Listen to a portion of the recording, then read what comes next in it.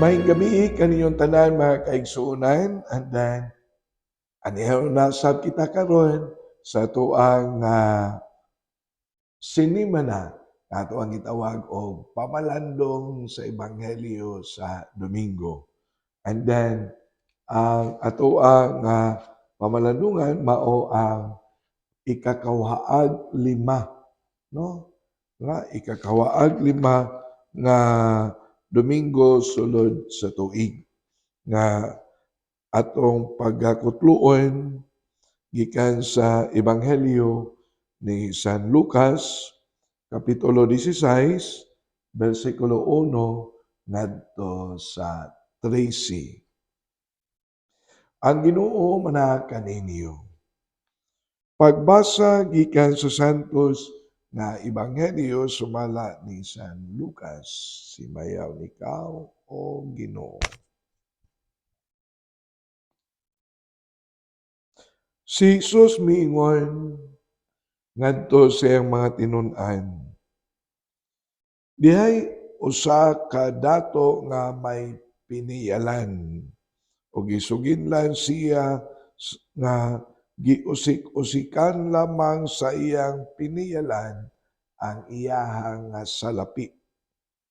Busa iyang gitawag ang piniyalan ug unya iyang giingnan. Unsa man kining akong nadungog mahitungod kanimo? Hatagi ako hingpit nga husay sa imong pagdumala sa ako ang katigayunan. Kay sukad karon dili kana ako ang piniyalan.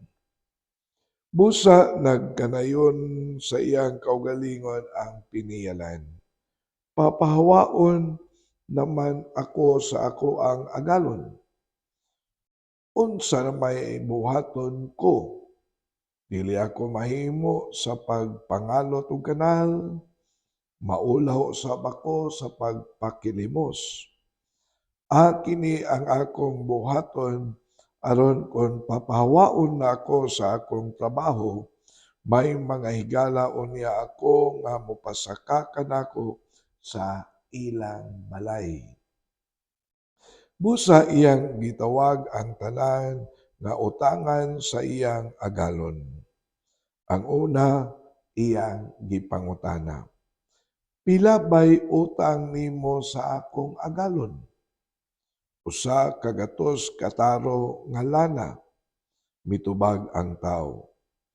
Ania ang imong bali, lingkod o kalim-an lang ang isulat, matod sa piniyalan. O giingnan niya ang usa, ug ikaw, pila ang imong utang? Usa ka libo ka bakid nga trigo, mitubag ang tao. Ania ang imong bali, 8 ka gatos lang ang isulat, miingon ang piniyalan. Ang agalon niining tikasan nga piniyalan midayeg kaniya tungod sa iyang inantigo nga buhat. Kay ang mga tao nining kalibutan mas maantigong modumala sa ilang buluhaton kay sa mga tao nga iya sa kahayag. Og si Jesus mipadayon diha sa pag-ingon. Busa sultihan ko kamo. Pagbaton kamo mga higala pinaagi sa mga bahandi niining kalibutana. Aron inig kahurot na niini, dawaton kamo didto sa walay katapusang puloy-anan. Kinsa kadtong kasaligan sa gagmayng butang, kasaligan usab sa dagko. O kinsa kadtong limbungan sa gagmayng mga butang, limbungan usab sa dagko. Busa kung kamo dili kasaligan sa inyong paggamit sa bahandi nining kalibutana, kinsay mopiyal kaninyo sa tinuod nga bahandi.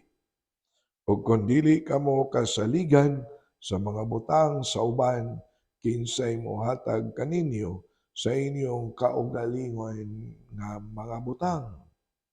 Walay tawo nga mahimong ulipon sa duha ka agalon kay mahitabo gayod nga iyang dumtan ang usa ug ang usa iyang higugmaon. Unungan niya ang usa ug ang usa iyang tamayon. Dili kamo makapaulipon sa Dios ug sa salapi. Ang ebanghelyo sa Ginoo daygon ikaw o Kristo. Mga kaigsuonan, so nindot kaayo ang atoang nga ebanghelyo karon sa ikakawaang lima nga Domingo sulod sa tuig. Haom kaayo sa nga tanan sa atoang nga matawag nato sitwasyon kahimtang sa atoa nga nasod sa Pilipinas, dili ba? Pastilan kagubot, pastilan makalilisan kung maghisgot na og corruption, kawat sa kwarta nga gikan gayud sa panudlanan sa ato ang gobyerno. Di na lang ta maghisgot sa uban. Kay mao ko nga you are very much aware of that. Makalilisan, dili ba? Nga they're not talking about millions, they're talking about billions. And then, kung imong tan-awon pipilara, ug ang problema ra ba yun?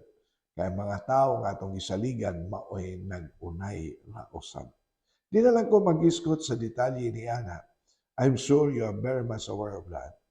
Apan, mubalik lang ko sa Ebanghelyo nga miingon yun, tinuod yun ang gisulti sa Ebanghelyo. Gisuwat ni sa dugay ng panahon.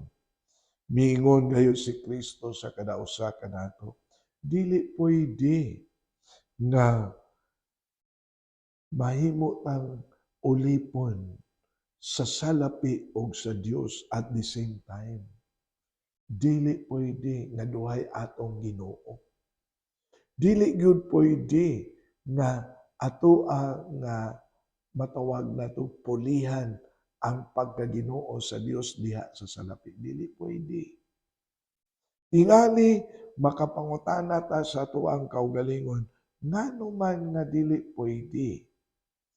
Mauna kay dili gyud matagbaw kung imong tagbawon ang kahakog kadaw sa tao.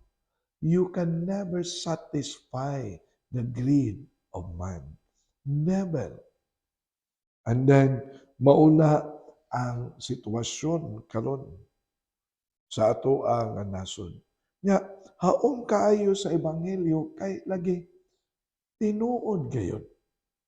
Dili gyud pwede na tagbawon, punon sa tao ang iyang kakog. Nahinumdumo sa lain nga Ebanghelyo, katong usa ka dato nga daghang kay siyang amot, and then nalibog na siya, unsaon niya paghipos sa iyang abot, kay iyang kamalig gamay ra. And then nakahuna-huna siya, ug miingon dayon siya nga, ako ang padak-an akong kamalig, aron masulod ang abot sa akong yuta. Numdumo ni ana. And then sa diha nga iahagyo na hipos ang tanang abot sa iyang yuta, giingnan, oy buang, mamatay ka karong gabi. Tinuod gayon. Tinuod. Dili gyud madala ang butang sa kalibutan.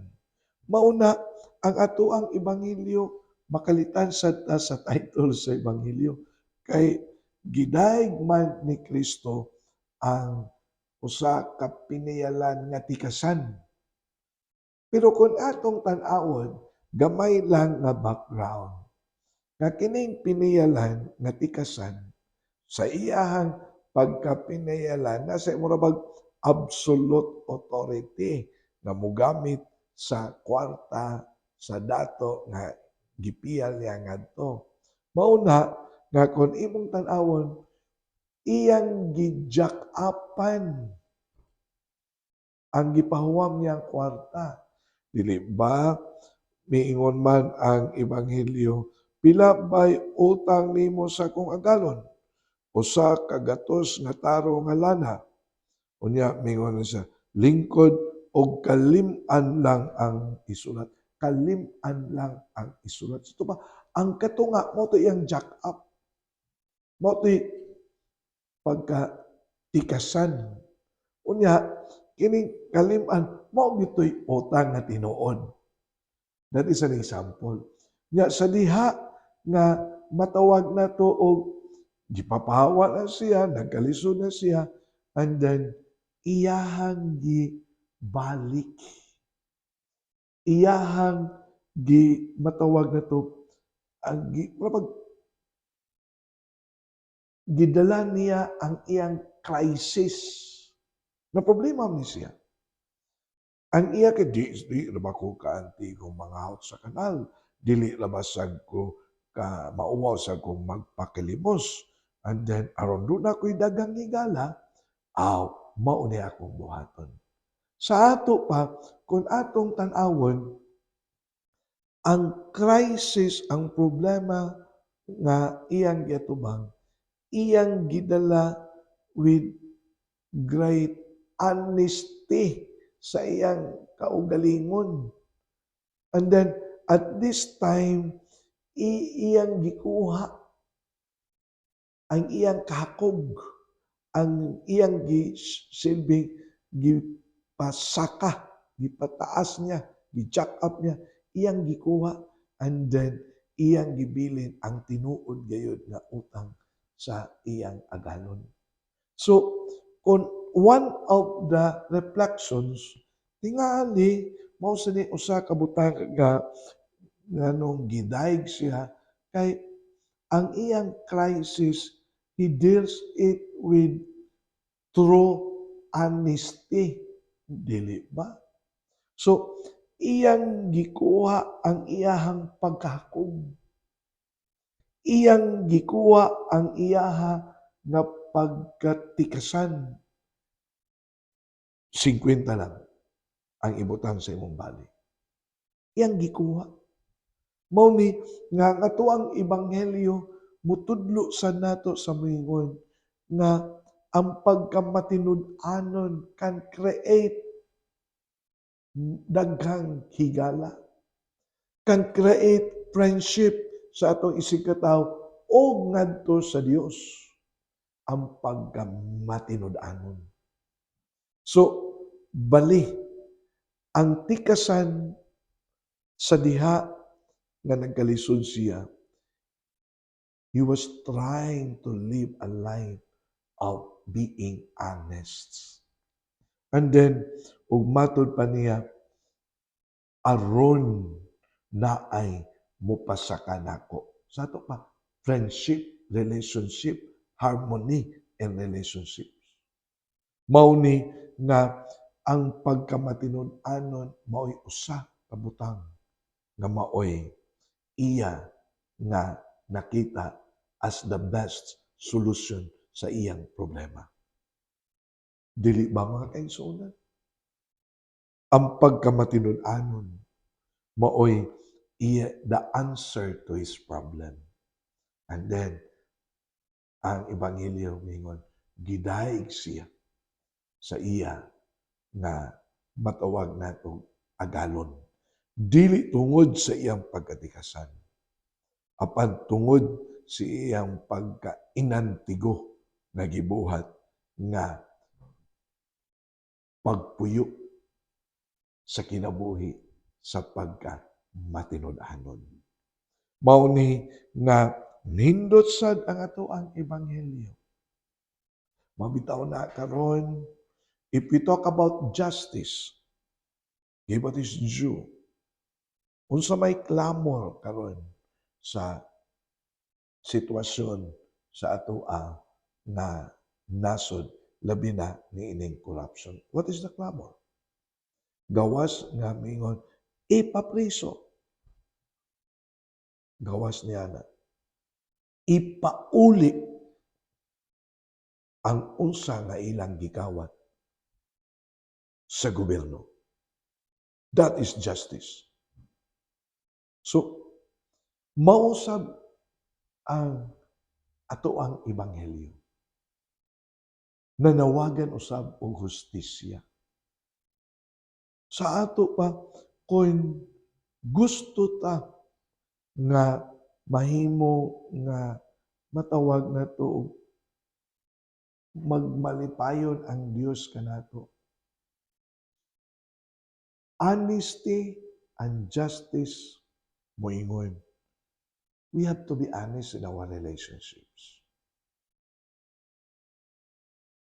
We have to give what is due, justice.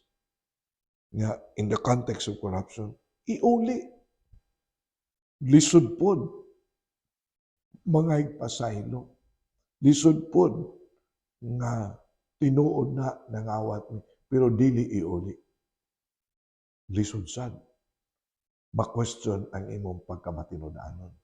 Ma-question ang imo nga matawag sense of justice. Dili ba mga kaigsuonan?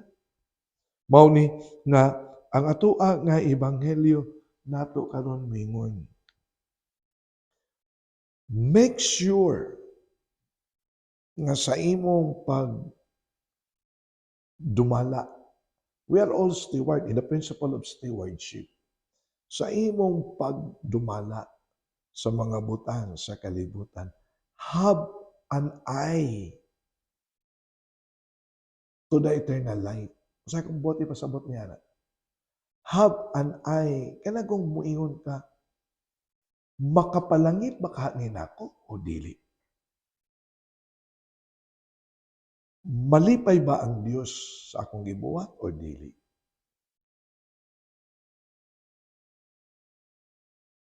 Makadala ba ni grasya sa akong kinabuhi o dili? Have an eye to the eternal light. Have an eye to the eternal light.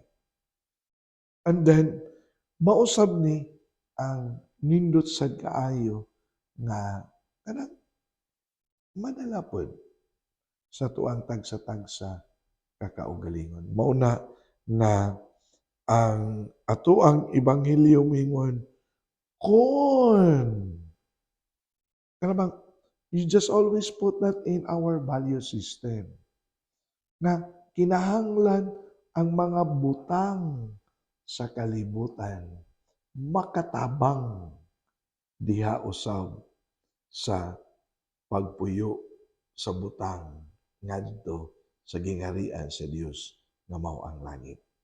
Do you agree with me? I just hope. Mao ni ang matawag na to. Although daghan pa kaayo og mga punto ang ebanghelyo na atoa karon nga gipamaladungan, pero dinhing dapita makaingon ta sa atong karon tinuod gyud ang gisulti sa Ginoo kaniadto nga karon atoa nga gipamalandungan. Pinaagi sa ebanghelyo sa gingon sambingay sa pinialan nga tikasan. Tinuod yun. And then, we just hope and we just pray na ato ani nga makuha usab sa atong pamalandong. So, kung atong ihanay no sa ato ang pamamakaingon ta, ayaw iwaldas ang bahandi sa kalibutan pinasubay kung unsa ang imong gusto na mahitabo sa imong kinabuhi. Ayaw avoid that one. Na once squandering, ayaw iwaldas. Ayaw iwaldas. Kay sin leads to another sin. Be prudent, be wise. Make sure na ang mga bandi sa kalibutan matawag na to. Mudala ka na to sa gingharian sa Dios. Always treasure kanang trusts pagsalig. Always treasure. Kay ang pagsalig is something that is sacred that we have always to protect and to preserve it. Kay once maguba ang pagsalig, it will never be repaired. Di na gina makalimtan. Labi na kung money is involved. That's number one. That's number two. Number three, ang atong ebanghelyo moingon, ayaw gyud pulihi ang Ginoo sa iyang pagkaginoo sa salapi, kay you will be in trouble. And it has already been proven many times. Atong hindalhon sa ato ang pamalandong karon. And then, atong yampo ato mga kaigsuonan nga mga masakiton, amo lang itong amahan panalangin ang mga kaigsuon ang mga masakiton nga naghida, labi na niadtong naghida, nga unta mamaayo ang ilang tagsa-tagsa ka mga balatian o tagsa-tagsa ka mga sakit. Amo sa giapil ang amo mga kaigsuonan nga nag-atiman kanila nga unta nga magmakanonayon sila sa ilang gugma kadasig pag-atiman sa mga masakiton.